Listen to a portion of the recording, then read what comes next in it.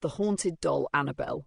In a quiet museum in Monroe, Connecticut, sits a doll unlike any other, sealed behind glass, a handwritten sign beneath her feet warning, "Positively do not open." Her name is Annabelle, and though she looks harmless, a simple Raggedy Ann with red yarn hair and a faded smile, her legend is one of the most chilling in modern folklore.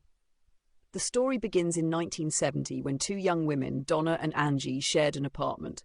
Donna's mother, knowing her daughter's fondness for antiques, found a vintage doll in a hobby shop and gave it as a gift.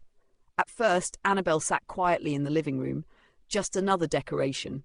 But soon, strange things began to happen. The women would leave the doll in one room, only to find it in another. At times, it seemed to change position, crossed legs uncrossed, arms shifted, even standing upright when no one was home. Then came the notes. Small pieces of parchment paper appeared around the apartment, scribbled with messages like "Help us" or "Help Lou," though neither woman owned any parchment. And Lou, Angie's boyfriend, began to sense something malevolent. He claimed to see the doll move on its own, and once he awoke from a nap to find Annabelle at his feet. Another night, as he approached her, deep claw marks raked across his chest, marks that vanished within days.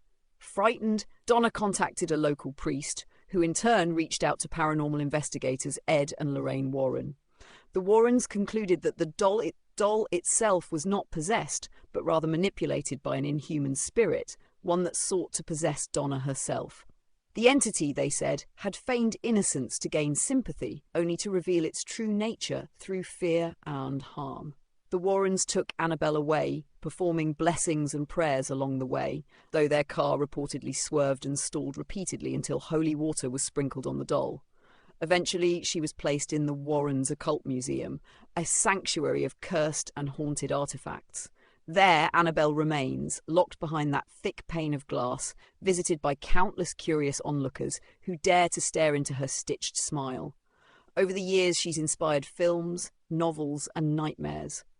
Some say she still moves within her case, that cameras fail when pointed at her, that those who mock her meet strange misfortunes soon after.